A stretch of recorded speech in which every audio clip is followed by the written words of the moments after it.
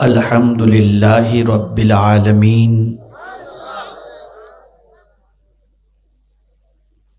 والعاقبۃ للمتقین والصلاة والسلام علی سید الانبیاء والمرسلین وعلى آلہ واصحابہ الطیبین الطاہرین اما بعد فاعوذ باللہ من الشیطان الرجیم بسم اللہ الرحمن الرحیم شہر رمضان الذی انزل فیہ القرآن ہدی للناس وبینات من الہدی والفرقان فمن شہد منکم الشہر فلیصم صدق اللہ العظیم۔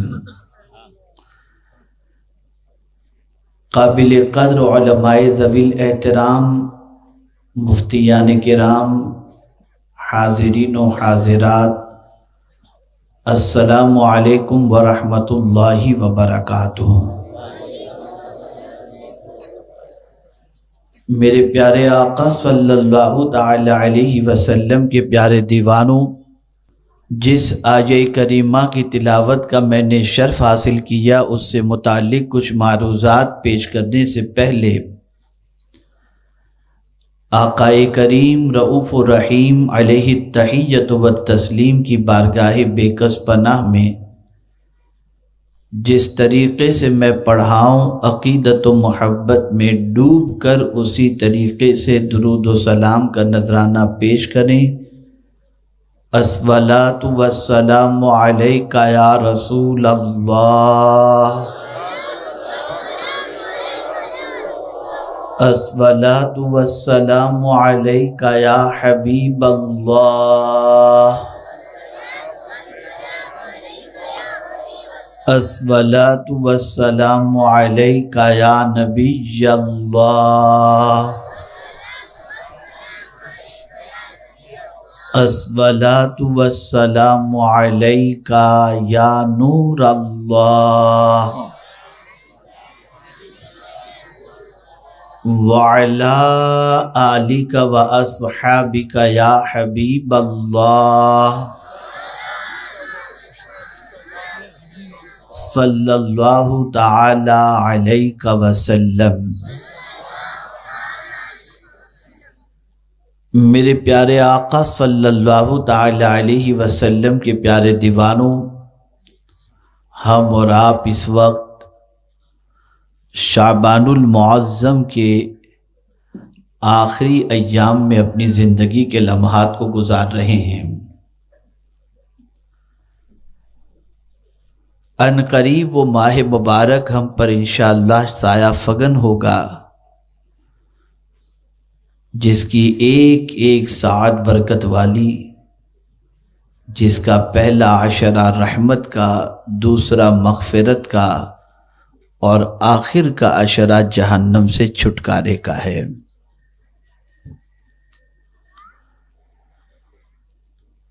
میرے پیارے آقا صلی اللہ تعالی علیہ وسلم کے پیارے دیوانوں، ہر چیز کے پیچھے کوئی نہ کوئی حکمت پوشیدہ ہوتی ہے۔ مولا نے جو کچھ عطا فرمایا اس کے پیچھے اس کی غرض و غایت ہے۔ زمین عطا فرمائی، اس کے پیچھے بھی مقصد، آسمان عطا فرمایا، اس کے پیچھے بھی مقصد، آب و ہوا عطا فرمائی، اس کے پیچھے بھی مقصد، چاند و سورج عطا فرمایا، اس کے پیچھے بھی مقصد، ماں باپ عطا فرمائے، اس کے پیچھے بھی مقصد، اولاد عطا فرمائے، اس کے پیچھے بھی مقصد۔ کوئی چیز ایسی اللہ نے نہیں عطا فرمائی جس کے پیچھے کوئی نہ کوئی مقصد پوشیدہ نہ ہو۔ اسی طریقے سے اللہ عز و جل نے نماز عطا فرمائی، اس کی بھی غرض و غایت موجود ہے۔ حج کا حکم عطا فرمایا، اس کے پیچھے بھی مقصد پوشیدہ ہے۔ زکوٰۃ کا حکم عطا فرمایا، اس کے پیچھے بھی مقصد پوشیدہ ہے۔ ایسے ہی ماہ رمضان المبارک ہمیں عطا فرمایا اور اس کے روزے فرض فرمایا، اس کے پیچھے بھی کوئی مقصد پوشیدہ ہے۔ کم نصیبی یہ ہے کہ ہم رسموں کے عادی بن گئے۔ نماز رسمی طور پر، زکوٰۃ رسمی طور پر، حج رسمی طور پر الا ماشاء اللہ، اور ایسے ہی ماہ رمضان المبارک کے روزے بھی ہم روٹین کا سمجھ کر کے رسمی طور پر رکھتے نظر آتے ہیں۔ ہم نے کبھی ماہ رمضان المبارک کے اندر جھانک کر کے نہیں دیکھا کہ اتنا مقدس مہینہ جس کے پانے کے حوالے سے رسول اعظم صلی اللہ علیہ وسلم 3 مہینے پہلے سے دعا کر رہے ہوں اور اپنے رب کی بارگاہ میں عرض کر رہے ہوں کہ اللہم بارک لنا فی رجب و شعبان وبلغنا رمضان۔ آخر اس ماہ مبارک میں وہ کیا چیز ہے جس کو پانے کی تڑپ اور طلب رسول اعظم صلی اللہ علیہ وسلم کے اندر موجود؟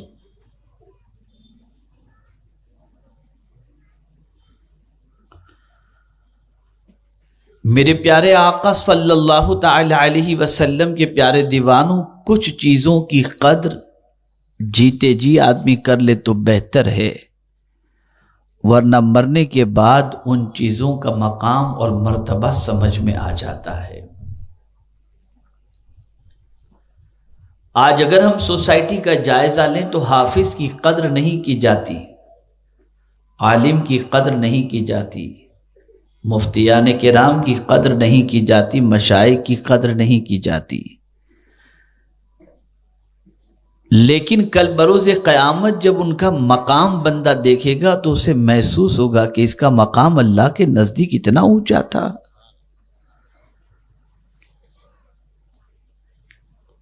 اور بات سچی بھی ہے کہ دنیا کے بہت سارے انسان جب کوئی اچھا کام کرتے ہیں تو ان کے دل میں یہ جذبہ ہوتا ہے کہ لوگ اس کی قدر کریں، لیکن میرا یہ تاریخی جملہ زندگی بھر کے لیے آپ محفوظ کر لیجئے گا کہ 2 چیزیں جیتے جی انسان کو نصیب نہیں ہو سکتی۔ 2 چیزیں انسان کو جیتے جی نصیب نہیں ہو سکتی۔ پہلی چیز ہے قبر اور دوسری چیز ہے قدر۔ قبر بھی مرنے کے بعد نصیب ہوگی اور قدر بھی انسان مرنے کے بعد ہی کرتا ہے۔ باپ زندہ تھا، بیٹے نے قدر نہ کی، ماں زندہ تھی، بیٹے نے قدر نہ کی۔ جب ماں باپ کا سایہ اٹھ جاتا ہے تب اسے محسوس ہوتا ہے کہ جس کی دعا سے ساری گاڑیاں چل رہی تھیں وہ دعا دینے والا اب اس دنیا میں نہیں رہا، پھر قدر ہوتی ہے۔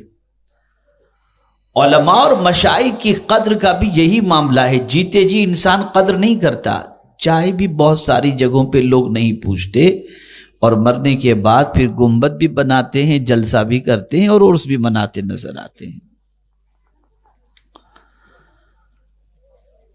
خوش نصیب ہے وہ لوگ جو اللہ کی نعمت کی قدر کرتے۔ قرآن اللہ کی نعمت ہے، قدر کرو۔ ماہ رمضان المبارک اللہ کی نعمت ہے، قدر کرو۔ اب اس مہینے کی عظمت کو سمجھنا ہے تو رسول اعظم صلی اللہ علیہ وسلم کے ارشاد کے مفہوم سے سمجھو۔ پیغمبر رحمت صلی اللہ علیہ وسلم ارشاد فرماتے ہیں، ماہ رمضان کی عظمتیں کتنی ہیں اگر میں بیان کر دوں تو لوگ چاہیں گے کہ پورا سال ماہ رمضان ہی رہے۔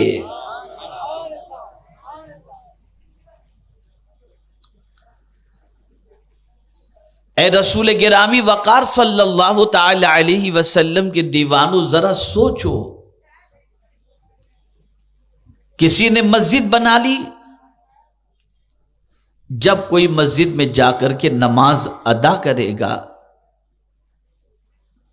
تب جا کر کے مسجد بنانے والے کو اللہ ثواب عطا فرمائے گا۔ بنانے کا ثواب مل گیا، لیکن کنٹینیوز جو ثواب اسے ملتے رہنا چاہیے، یہ بغیر اس میں سجدہ کیے ثواب اسے نصیب نہیں ہو سکتا۔ حج کے لیے آدمی یہاں سے سفر کر کے مکہ مکرمہ پہنچے اور وہاں پہنچنے کے بعد وقوف عرفہ، منی، مزدلفہ، طواف زیارت، یہ ساری چیزیں کرے، تب جا کر کے اسے ثواب نصیب ہوتا ہے۔ لیکن واہ رمضان تیری عظمتوں پر قربان کہ روزے دار تسبیح بھی نہیں پڑھ رہا، تلاوت بھی نہیں کر رہا، سجدہ بھی نہیں کر رہا، روزے کی حالت میں سویا ہے، روزے کی حالت میں سویا ہے۔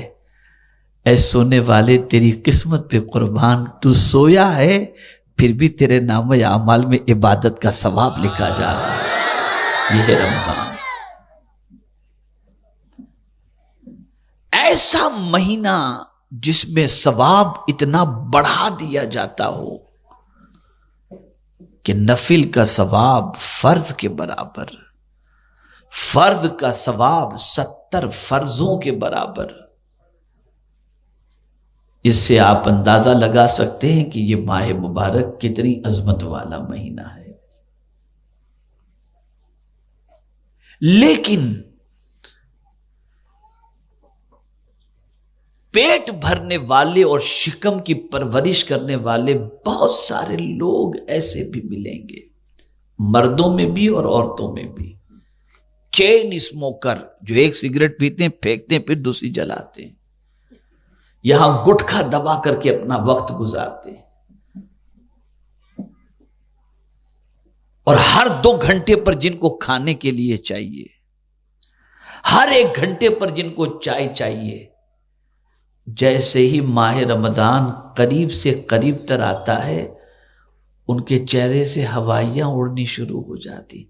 اب کیا ہوگا، کیسے بھوکے رہیں گے، کیسے پیاسے رہیں گے، اور پھر یہ دعا کرتے ہیں یار 29 کا چاند نہ ہو، ایک دن اور ٹل جائے۔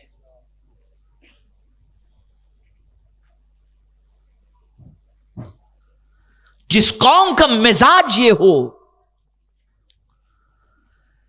کہ برکت والے اور فضیلت والے مہینے کے سلسلے میں وہ یہ سوچے کہ دیر سے شروع ہو، یا اللہ اب کیا ہوگا، آنے کی خوشی کی بجائے ماہ رمضان کے آنے کا غم ہو، ایسا بندہ پوری زندگی غم ہی میں گزار سکتا ہے، خوشی میں نہیں گزار سکتا۔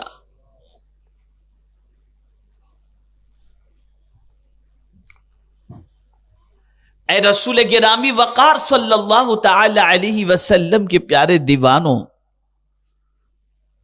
اللہ عز و جل قرآن مقدس میں ارشاد فرماتا ہے ان عدت الشہور عند اللہ 12 شہرا فی کتاب اللہ یوم خلق السماوات والارض منها 4 حرم ذالک الدین القیم فلا تظلموا فیہن انفسکم۔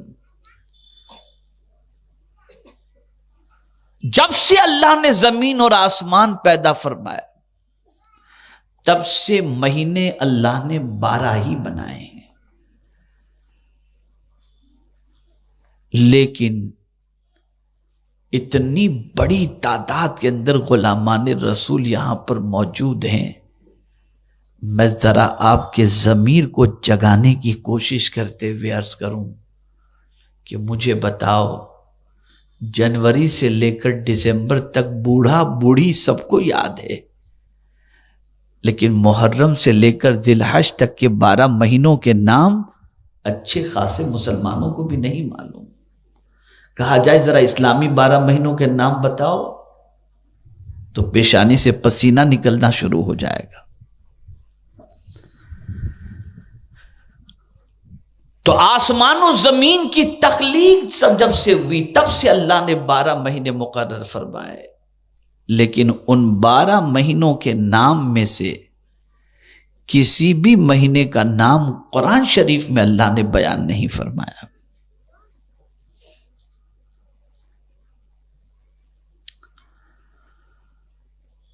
لفظ محرم، اس میں محرم ماہ مبارک، اس کا نام قرآن شریف میں نہیں۔ لفظ سفر جو سفر المظفر مہینہ ہے، اس کا نام بھی قرآن میں نہیں۔ ایک مہینہ صرف ایسا ہے جس کا نام میرے کریم نے صراحت کے ساتھ قرآن میں بیان فرمایا، اور وہ مہینہ ہے ماہ رمضان المبارک۔ فرمایا شہر رمضان الذی انزل فیہ القرآن، رمضان کا مہینہ جس میں قرآن نازل کیا گیا۔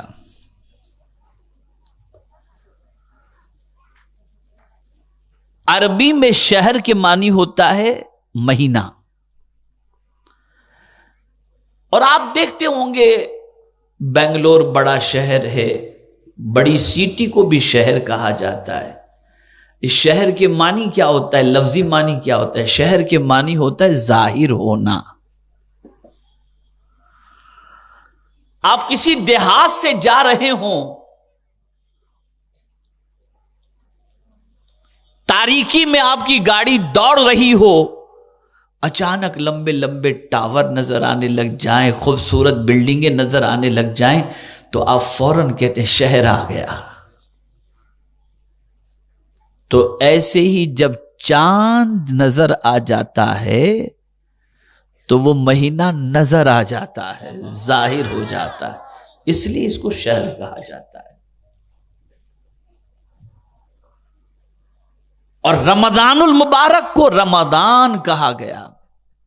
کیا مطلب ہوتا ہے؟ کوئی بھی چیز میں نے شروع میں عرض کیا بغیر مقصد کے نہیں ہے۔ ہمارے یہاں بہت ساروں کا نام سجاد ہوتا ہے، بہت ساروں کا نام ساجد ہوتا ہے، لیکن سجدہ ہی نہیں کرتے وہ۔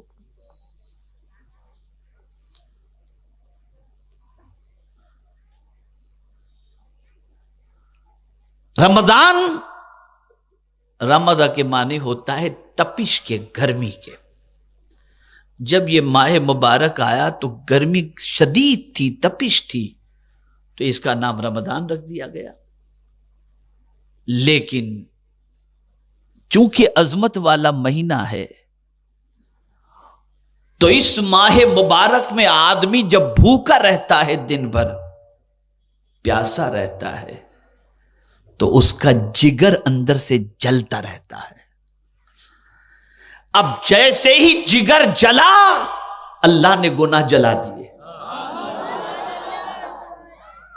گناہ جلا دیے۔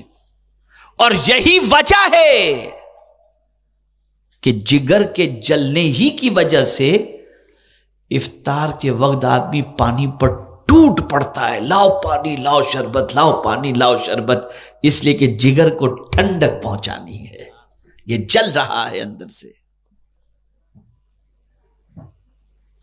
اس لیے اس کا نام رمضان رکھا گیا۔ یہ گناہوں کو جلا دیتا ہے، یہ گناہوں کو مٹا دیتا ہے،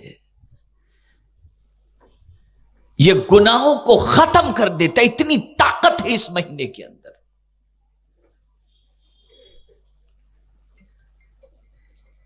اب قرآن نے اس مہینے کی عظمت کا ذکر فرمایا کہ اسے معمولی نہ سمجھو۔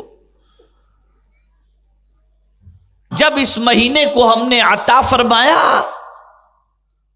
تو اس مہینے کی عظمت کو سمجھنا ہے تو یوں سمجھو کہ ہم نے اپنی کتاب کو نازل کرنے کے لیے کسی اور مہینے کا انتخاب نہیں، رمضان ہی کا انتخاب ہم نے کیا ہے۔ انزل فیہ القرآن، قرآن رمضان میں نازل کیا گیا.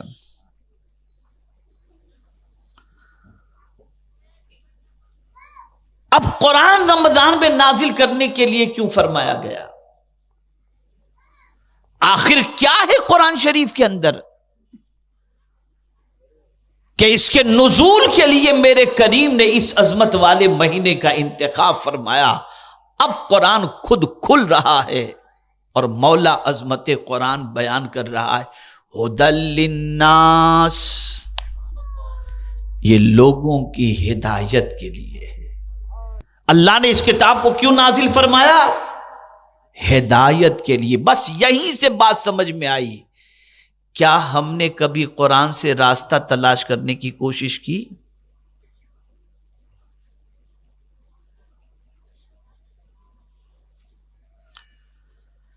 یہ راستہ دکھانے والی کتاب ہے. یہ وہ دکھاتی ہے کتاب جو کوئی نہیں دکھا سکتا.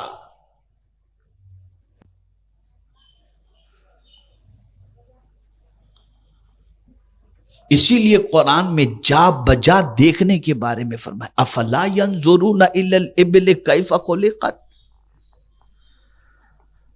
وَإِلَى السَّمَاءِ كَيْفَ رُفِعَتْ. جا بجا قرآن میں اللہ دکھا رہا ہے، دیکھو. لیکن جو ٹی وی دیکھ رہا ہو، پکچر دیکھ رہا ہو، وہ قرآن سے کیا دیکھے گا؟ یہ جو قومیں بھٹک رہی ہیں اس کی سب سے بڑی وجہ یہ ہے کہ قرآن نے جو دکھایا وہ دیکھنے کے لیے تیار نہیں ہے. وہ دیکھ رہی ہے ہماری قوم جو پکچر، تھیٹر، گانے، باجے، تماشے، سینما جو دکھا رہے ہیں وہی دیکھ رہا ہے. اور یہی وجہ ہے کہ چونکہ لوگ ٹی وی دیکھنے کے اتنے عادی ہو گئے کہ لوگوں نے الیکٹرانک میڈیا ہی کو خرید لیا کہ دکھاؤ ان کو الٹ سلٹ سب. ہر چیز دکھا کر بیچی جا رہی ہے. کوکا کولا دکھا کر بیچا جا رہا ہے، صابن دکھا کر بیچا. دو لوگ دیکھنے کے عادی، ٹی وی دیکھنے کے عادی. اسی لیے مارکیٹ کے اندر کاسمیٹک کی چیزیں جتنی بکتی ہیں اتنی کوئی اور چیز نہیں بکتی. لڑکیاں دیکھتی ہیں ٹی وی کے اندر کہ یہ کریم آیا لے لو، کھانے پینے کی یہ چیز آئی لے لو.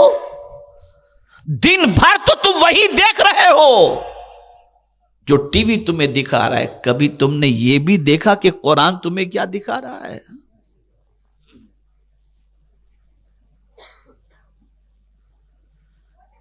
کبھی قرآن نے جو دکھایا وہ دیکھنے کی تم نے کوشش کی؟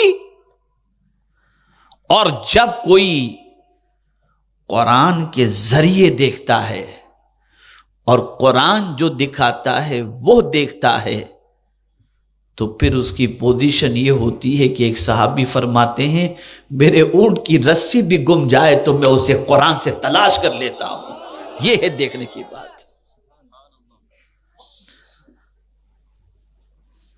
یہ راستہ دکھانے والی کتاب ہے اور ٹیڑھا راستہ نہیں. قرآن کہتا ان ھذا القرآن یہدی للتی ہی اقوم. بے شک یہ قرآن سب سے زیادہ سیدھا راستہ دکھانے والی کتاب ہے. بھٹکانے والی چیزوں کو تو تم نے دیکھا، سیدھا راستہ دکھانے والی کتاب کو تم نے نہیں دیکھا. ہاں دعا ضرور کرتے ہو تم ہر نماز میں، ہر رکعت میں، اہدنا الصراط المستقیم، اے اللہ ہم کو سیدھے راستے پر چلا.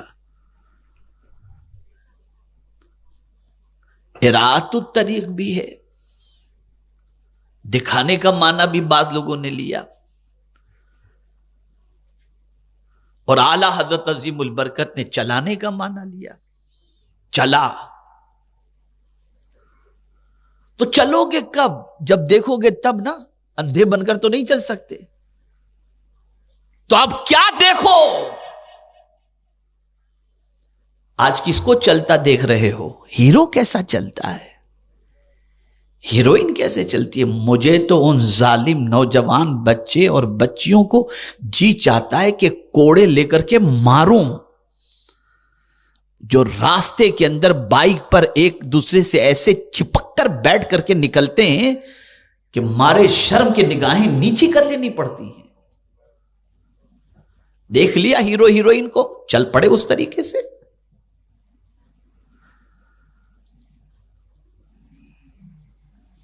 دعا تو کر رہے ہو اہدنا الصراط المستقیم، ہم کو سیدھے راستے پر چلا۔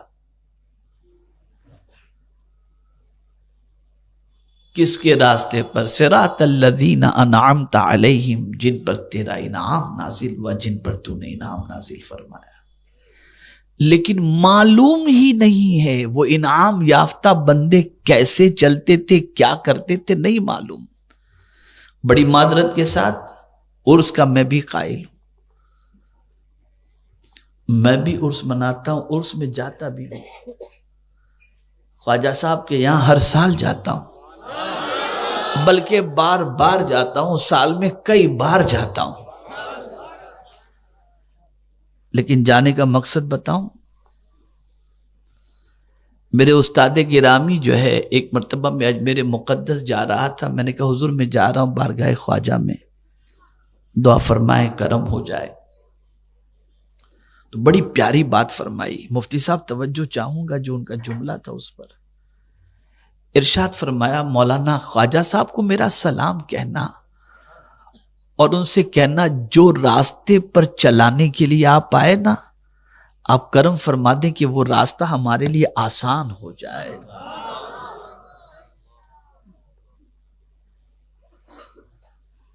کہاں چل رہی ہے ہماری قوم؟ جہالت کے راستے پر، برائی کے راستے پر، گناہوں کے راستے پر، نافرمانی کے راستے پر، رب کو ناراض کرنے والے راستے پر ہماری قوم چل رہی ہے۔ اور دعا کیا کرتی ہے؟ ہم کو سیدھے راستے پر چلا، انعام یافتہ بندوں کے راستے پر چلا۔ عرس منانے کی وجہ کیا ہے آپ کو معلوم ہے؟ ڈول تاشے کے لیے؟ میلہ سیلا؟ نہیں، اعلیٰ حضرت نے لفظ عرس استعمال نہیں فرمایا، لیکن شعر کے اندر عرس کے مقصد کو بیان فرما دیا۔ عرس منانے کا مقصد یہ ہے کہ تیرے غلاموں کا نقش قدم ہے راہ خدا، وہ کیا بھاگ سکے جو یہ سراغ لے کے چلے۔ عرس اس لیے مناؤ کہ جس ولی کی بارگاہ میں تم خراج عقیدت پیش کرنے آئے ہو، وہ ولی یہ مقام تک پہنچے کیسے، اس راستے کو تلاش کرو تم۔ یہ مقصد، یہاں سب مقصد بھول گئے۔ تو یہ کتاب لوگوں کے لیے ہدایت کی کتاب ہے، راستہ دکھانے والی کتاب۔ اب اتنی عظیم کتاب، اتنی عظمت والی کتاب، اس کتاب کو نازل کرنے کے لیے اللہ نے جس مہینے کا انتخاب فرمایا وہ ماہ رمضان ہے۔ اور پھر اسی ماہ مبارک میں ایک رات کا انتخاب نزول کے لیے فرمایا، اور پھر ارشاد فرما دیا کہ اس رات کی عظمت تم جانتے ہو، انا انزلناہ فی لیلۃ القدر، بے شک ہم نے اس کو قدر والی رات میں نازل فرمایا۔ اور پھر جانتے ہو یہ لیلۃ القدر ہے کیا؟ قرآن کہتے ہیں خیر من الف شہر، 1000 مہینوں سے افضل ہے وہ رات۔ یہ رات بھی اللہ نے ہم کو ماہ رمضان میں عطا فرمائے، ماہ رمضان میں عطا فرمائے۔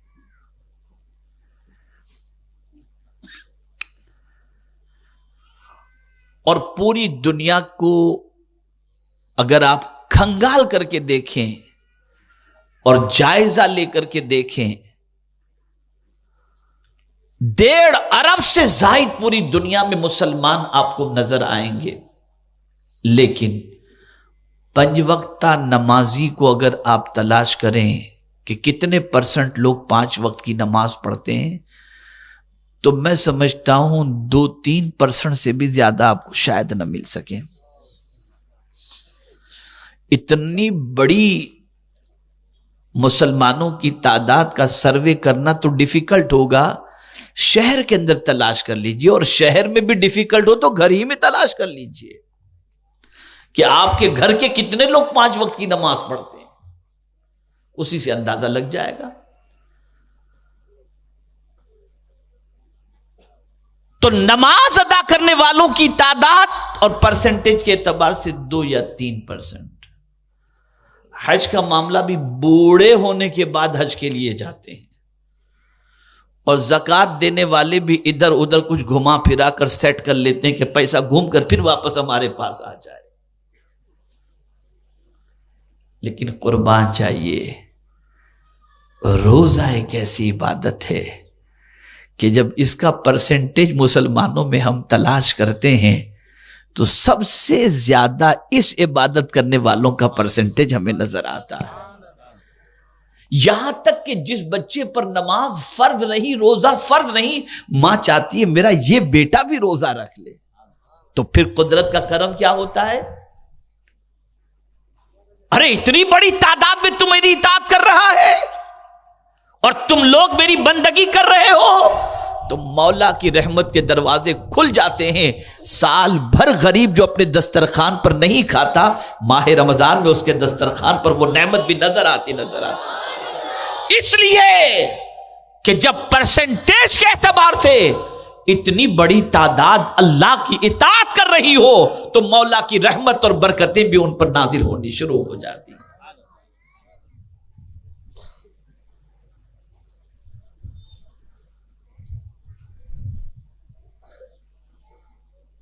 تو یہ کتاب ہدایت کی کتاب ہے،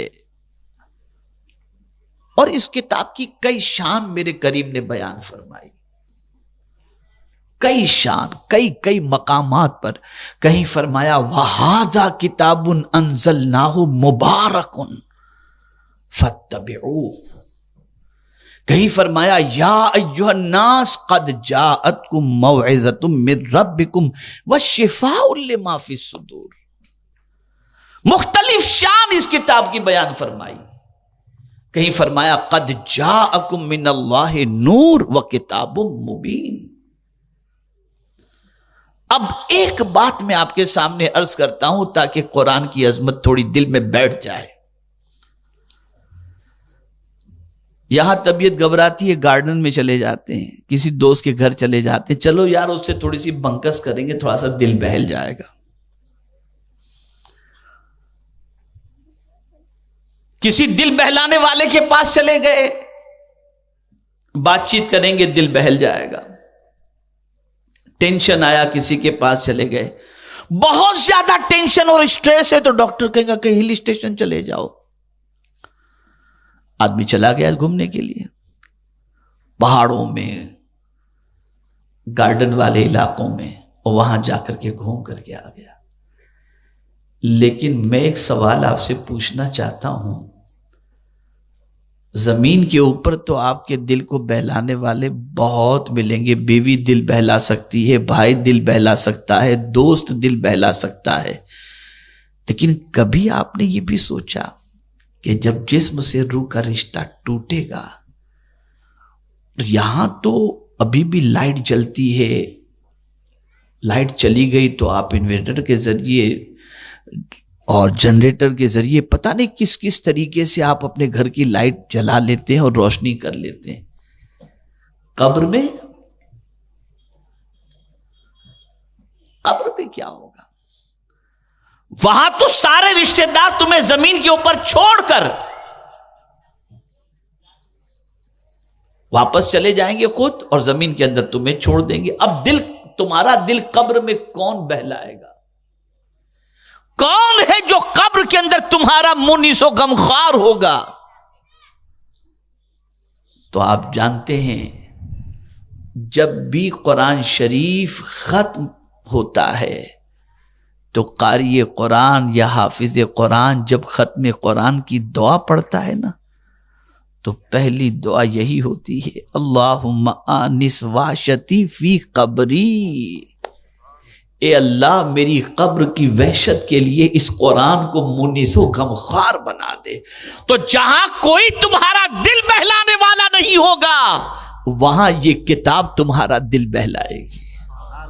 یہ کتاب تمہیں دی، اور اس کتاب کو نازل کرنے کے لیے اللہ نے ماہ رمضان کا انتخاب فرمایا، اور رسول اعظم صلی اللہ علیہ وسلم نے فرمایا الصیام والقرآن یشفعان یوم القیامہ، روزے اور قرآن کل بروز قیامت دونوں سفارش کریں گے۔ روزہ کس طریقے سے؟ روزہ اللہ کی بارگاہ میں عرض کرے گا میرے مولا اس کو میں نے بھوکا رکھا تھا، پیاسا رکھا تھا، تیری رضا کے لیے نہیں کھایا تھا مولا، تیری رضا کے لیے اس نے پیاس برداشت کی تھی، خواہش کو اپنی روک کے بیٹھا تھا، مولا آج میری سفارش اس کے حق میں قبول فرما دے، بخش دے اسے۔ مولا روزے کی سفارش قبول کر لے گا۔ ایسے ہی قرآن کہے گا مولا اس نے میری تلاوت کی، بلکہ پورا قرآن تو اپنی جگہ پر ہے، اگر کوئی شخص مرد و عورت روزانہ رات سورہ ملک کی تلاوت کرے تو سرکار صلی اللہ علیہ وسلم فرماتے ہیں اس سورت کی تلاوت کرنے والا جب مر جائے گا اور اس کے اعمال نامے میں گناہ زیادہ ہوں گے جس کے سبب سے حکم ہوگا کہ اسے جہنم میں ڈال دو، تو یہ سورہ مبارکہ اللہ سے جھگڑا کرے گی، اسے سورۃ المجادلہ بھی کہتے ہیں، یہ جھگڑا کرے گی، مولا یہ مجھے پڑھا کرتا تھا تو اسے جہنم میں ڈال رہا ہے، نہیں جانے دوں گی، یہ سورت روکے گی، مولا جانے نہیں دوں گی۔ ارشاد ہوگا اس کے گناہ بہت زیادہ تھے، تو پھر یہ سورت اللہ کی بارگاہ میں عرض کرے گی مولا میری سفارش قبول کر لے ورنہ اپنی کتاب سے مجھے نکال دے۔ یہ کتاب، یہ ہے قرآن۔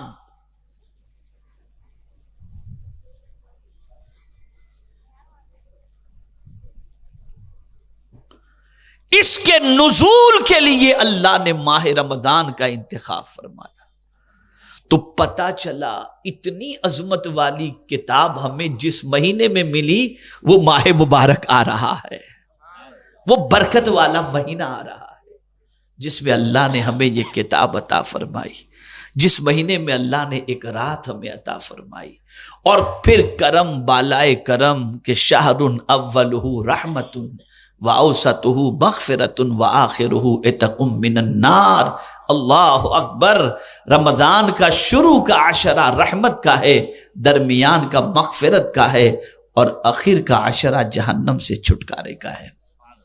میری بہنیں بھی توجہ چاہوں گا ان کی، وہ بھی غور سے سنیں۔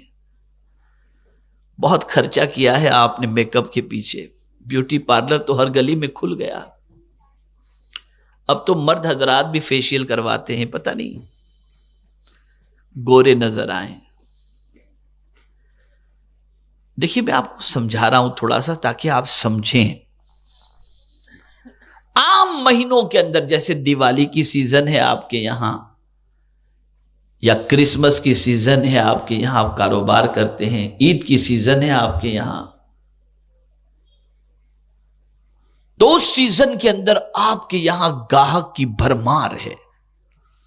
صبح سے لے کر کے آپ دکان پر پہنچے تو لائن لگی ہے گاہک کی، یہاں تک کہ کھانے کا بھی آپ کو ٹائم نہیں ملا۔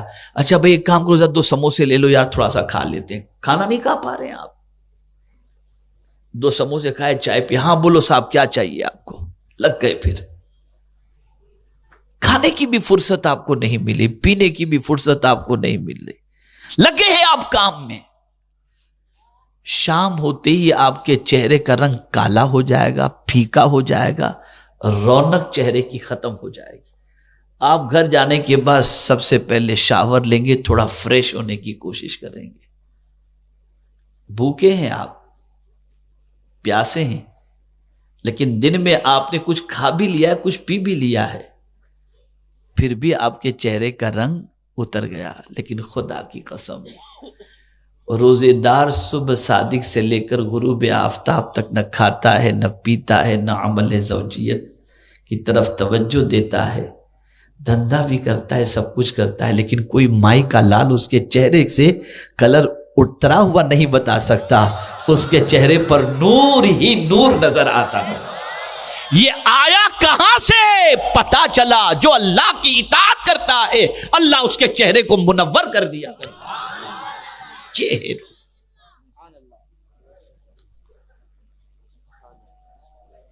منہ سے بو آئی آدمی بھاگ جاتا ہے، لیکن قربان جائیے روزے دار کے منہ کی بو میرے مولا کو مشک سے زیادہ پسند ہے۔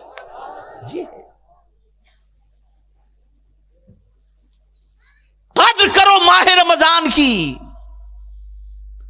یہ معمولی مہینہ نہیں آ رہا، یہ بہت برکت والا مہینہ آتا ہے۔ سرکار صلی اللہ علیہ وسلم کو ڈر لگا رہتا تھا کہ کہیں ماہ رمضان میں طبیعت تھوڑی 19-20 نہ ہو جائے جس کی وجہ سے عبادت کے اندر کچھ کمی رہ جائے، اس لیے دعا کرتے تھے اللہم سلمنی من رمضان وسلم رمضان علی وسلم منی، یہ دعا کرتے تھے حضور۔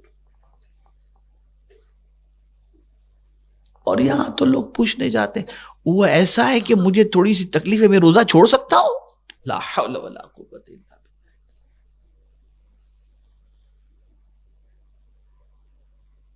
اور کچھ لوگ ہیں جو افطار میں اتنا کھا لیتے ہیں کہ کھڑے رہنے کی طاقت تراویح میں نہیں ہوتی،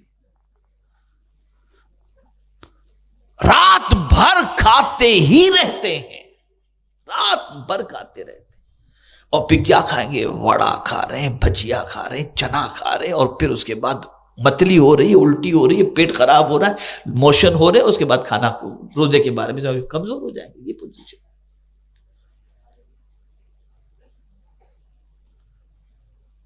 آپ ذرا سوچو، کچھ سیکھو سرکار کی زندگی سے صلی اللہ علیہ وسلم۔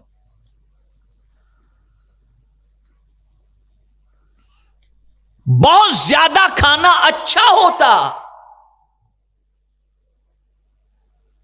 تو کبھی یہ نہ فرمایا جاتا کہ بھوکے رہ کر اللہ کے رحمت کے دروازے کو دستک دو۔ مدینہ منورہ میں ایک طبیب پہنچا، ڈاکٹر پہنچا مدینہ منورہ میں علاج کی غرض سے، 6 مہینے تک قیام کیا، 6 مہینے میں ایک بھی پیشنٹ نہیں ملا، تو وہ مدینہ چھوڑ کر جانے لگا۔ تو کسی نے کہا کیا بات ہے آپ جا رہے ہو؟ کہا کیا کروں، جب مریض ہی نہیں آتا تو رہ کر کیا کروں؟ پھر اس نے پوچھا کہ اے مدینے کے لوگوں ذرا یہ تو بتاؤ تم بیمار کیوں نہیں پڑتے؟ بیمار کیوں نہیں پڑتے؟ قربان جائیے جواب پر، کہا بس حضور کے ایک ارشاد پر عمل کرنے کی وجہ سے۔ کہا کیا تمہارے حضور صلی اللہ علیہ وسلم کا ارشاد ہے؟ تو کہتے ہیں کہ آقا کریم صلی اللہ علیہ وسلم نے فرمایا ہے جب بھوک لگے تب کھاؤ، اور جب بھوک باقی ہو نا ہاتھ کھینچ لو۔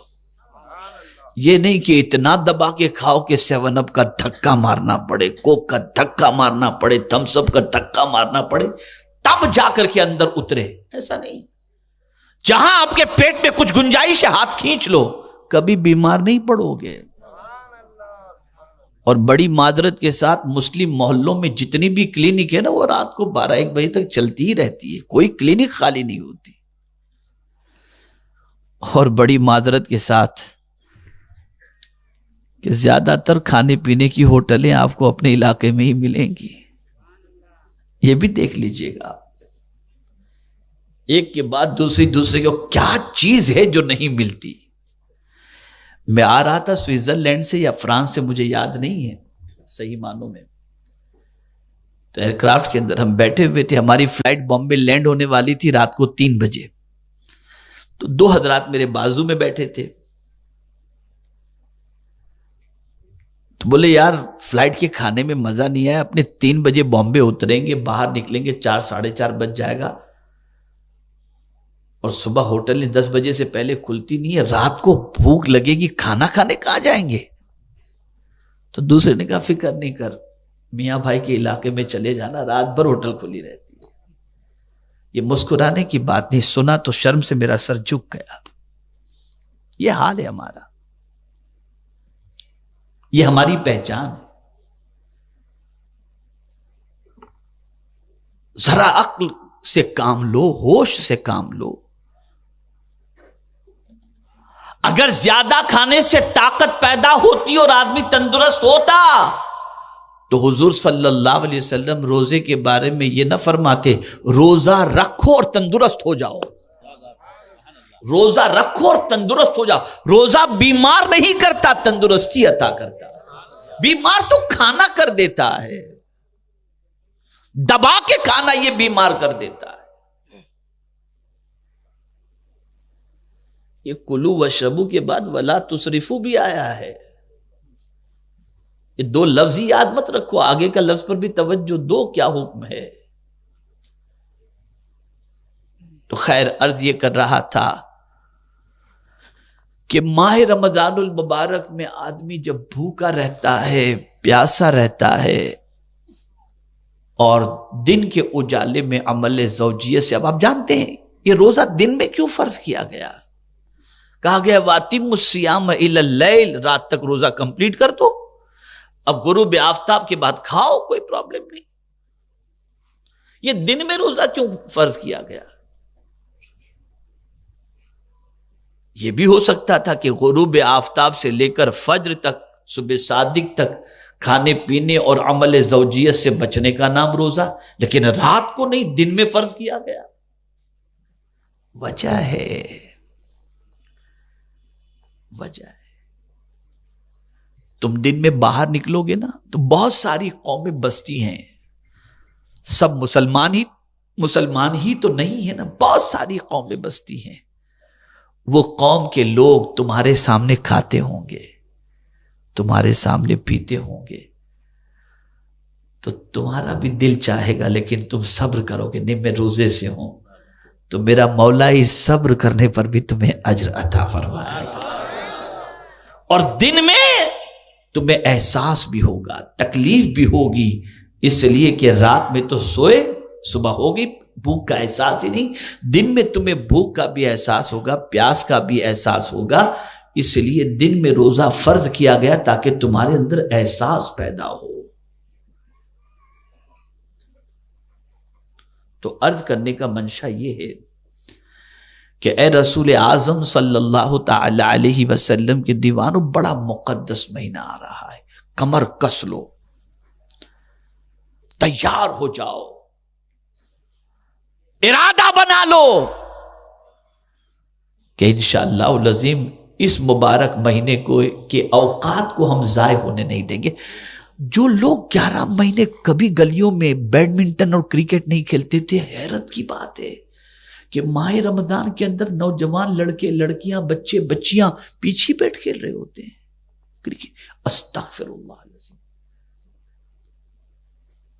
اتنے بے باک ہو گئے تم، اتنے بے خوف ہو گئے۔ جس مہینے کے احترام پر تمہیں جنت نصیب ہو جائے، اس مہینے میں تم کھیل کود کر رہے ہو، لہو و لعب میں وقت گزار رہے ہو۔ تو ماہ مبارک کا احترام کرو، کمر کس لو ماہ مبارک میں۔ اور 2 باتیں میں خاص طور پر عرض کروں گا، 2 چیزوں کا اہتمام کریں، بہت اچھا آپ کا ماہ مبارک گزرے گا انشاءاللہ۔ کریں گے؟ پہلی چیز، لوگوں سے ملنا جلنا کم،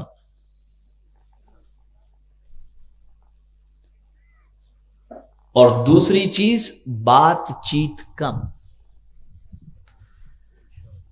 اس لیے کہ زیادہ بات کرنے والا جھوٹ کا شکار ہو ہی جاتا ہے، اور جہاں جھوٹ بولا ختم، اس کے روزے اس کے نام اعمال میں بھوکا اور پیاسا جو ہے نا وہ لکھا جائے گا، روزے کی برکت اسے نصیب نہیں ہو سکتی۔ بہت زیادہ بات کرنے سے پرہیز کرو، ضرورت جتنی بات کرو، بہت زیادہ میل ملاپ سے پرہیز کرو۔ اور اس کے ساتھ تیسری بات، بہت سارے سیٹ ایسے ہوتے ہیں جو صبح 10 بجے 11 بجے 12 بجے رمضان میں دکان پر پہنچتے ہیں، 2 گھنٹے دکان پر بیٹھے اور 2 گھنٹے کے بعد پھر ظہر کے لیے گئے، گھر چلے گئے آرام کرنے، 4 ساڑھے 4 بجے اٹھ کر کے آئے، اور پھر اس کے بعد افطار کے لیے تیاری میں لگ گئے۔ لیکن نوکر، اس کی پوزیشن یہ کہ بیچارہ صبح 10 بجے سے لے کر رات کے 8 بجے تک دکان میں، اس کو دوپہر میں آرام کرنے کے لیے چھٹی نہیں ملی۔ اب میرے آقا صلی اللہ علیہ وسلم کیا فرماتے ہیں ذرا سنیں۔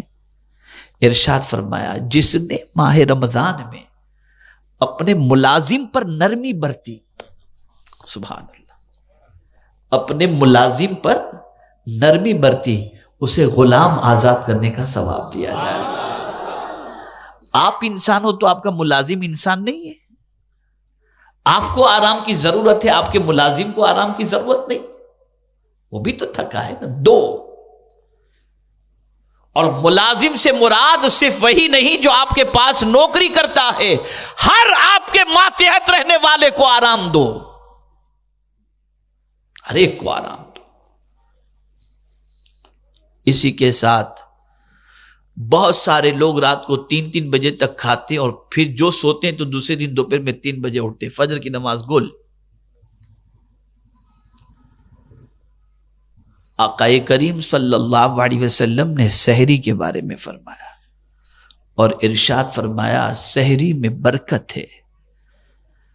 اب سحری میں کیا کھاتے ہیں؟ جام، قیمہ، کلیجی، پتہ نہیں، ملائی، سب جائز ہے، کھا سکتے ہیں۔ مطلب میں، آپ سوچتے ہوں گے کہ یہ مولانا کیا بول رہے ہیں، کھائیں جو چیز اللہ نے حلال کی، میں کون ہوتا ہوں روکنے والا یا منع کرنے والا؟ لیکن یہ بھی ذرا ڈھونڈ لو کہ حضور کیا کھایا کرتے تھے۔ صرف افطار میں کھجور کا استعمال ہی سنت نہیں، سحری میں بھی کھجور کھانا حضور کی سنت مبارکہ ہے۔ سحری میں بھی کھجور کھاؤ، سحری میں بھی کھجور کھاؤ، اور اس وقت جو دعا کی جاتی ہے اللہ اس دعا کو قبول فرماتا ہے۔ بہت مبارک ساعت ہے سحری کے لیے بیدار ہونا، اس وقت تہجد، اور اگر وقت کم ہے تو آدمی دعا کر لے، وہ دعا کی قبولیت کا وقت ہے۔ بلکہ حضور صلی اللہ علیہ وسلم فرماتے ہیں، ہم میں اور اہل کتاب کے روزوں کے درمیان فرق یہ ہے کہ ہم سحری کرتے ہیں، وہ سحری نہیں کرتے تھے۔ اب آخری بات عرض کرتا ہوا چلوں، وہ لوگ جو مؤذن ہیں یا وہ حضرات جو بہت زیادہ افطار کے وقت دعا میں مصروف رہتے ہیں، یہاں تک کہ اذان ہو بھی جاتی ہے تب بھی دعا میں لگے رہتے ہیں، اور پھر اس کے بعد جب من چاہا اٹھا کر کے پھر اس کے بعد کھجور کھا لی اور افطار کر لی۔ اب سنو، آقا کریم صلی اللہ علیہ وسلم نے ارشاد فرمایا، میری امت اس وقت تک خیر پر رہے گی جب تک وہ افطار میں جلدی کرے۔ اب جلدی سے مراد یہ نہیں کہ غروب آفتاب سے پہلے ہی شروع ہو جاؤ، نہیں، ادھر غروب آفتاب ہوا اب افطار فوراً کر لو۔ دعا، میں بھی الحمدللہ شعبان المعظم کی 15ویں شب، تقریباً میرا خیال ہے 35-40 سال ہو گئے کم و بیش، 15ویں شب کی مغرب کی اذان میں ہی دیتا ہوں مرکز پر، اس دن میں روزے سے ہوتا ہوں، لیکن بس جیسے ٹائم ہوا آب زمزم کھڑے ہو کر کے بس 3 گھونٹ پیا اور فوراً اذان شروع کر دی ہم نے، تاکہ سب کا روزہ جلدی سے افطار ہو جائے، روزہ افطار کرنے لو۔ ہمارے یہاں تو پہلے خوب کھا لے پھر اس کے بعد اذان، نہیں، آپ پہلے اذان کیا تاکہ سب افطار کر لیں۔ بلکہ ایک حدیث عرض کر کے اپنی گفتگو کو ختم کرتا ہوں، اور وہ حدیث یہ، آقا کریم صلی اللہ علیہ وسلم ارشاد فرماتے ہیں کہ اللہ عز و جل نے ارشاد فرمایا، میرے بندوں میں مجھے بہت زیادہ پسندیدہ بندہ وہ ہے جو افطار میں جلدی کرتا ہو، افطار میں جلدی کرتا ہو۔ جلدی سے مراد ٹائم سے پہلے نہیں، ٹائم پر، ٹائم ہوا فوراً افطار کر لو۔ اللہ اس چیز کو پسند فرماتا ہے، فوراً اذان، جہاں ٹائم ہوا لوگ اذان سے افطار کرتے ہیں، بس آپ نے 3 گھونٹ پانی پی اور فوراً اذان آپ نے شروع کر دی تاکہ سب افطار کر لیں، افطار میں دیر نہ ہونے پائے۔ اسی کے ساتھ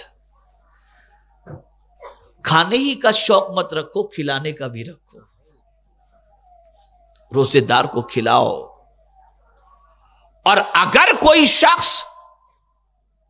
روزے دار کو پیٹ بھر کر کے کھلائے، روزے دار کو پیٹ بھر کر کے کھلائے، تو میرے آقا صلی اللہ علیہ وسلم فرماتے ہیں کل بروز قیامت حوض کوثر سے میں اسے جام پلاؤں گا، اور ایسا وہ جام پینے والا پھر کبھی قیامت میں پیاسا ہوگا ہی نہیں. تو کھاؤ بھی کھلاؤ بھی. یہ شہر المواسات ہے، غم خواری کا مہینہ. لیکن ہاں، حرام کمائی کا کھانا مت کھلانا، یہ بھی ذرا خیال رکھنا. اور خیال کرو اللہ عز و جل اور اس کے رسول صلی اللہ تعالی علیہ وسلم کی تعلیمات پر عمل کرو. بھوکوں کو کھانا کھلاؤ، پیاسوں کو پانی پلاؤ، پریشان حالوں کی پریشانی دور کرنے کی کوشش کرو، مصیبت زدوں کی مصیبت دور کرنے کی کوشش کرو. نماز پڑھو، قیام کرو، رکوع کرو، سجود کرو، تلاوت کرو، یہ سب کچھ کرو. غریبوں کی مدد کرو، غم خواری کا مہینہ ہے، آپ کرو.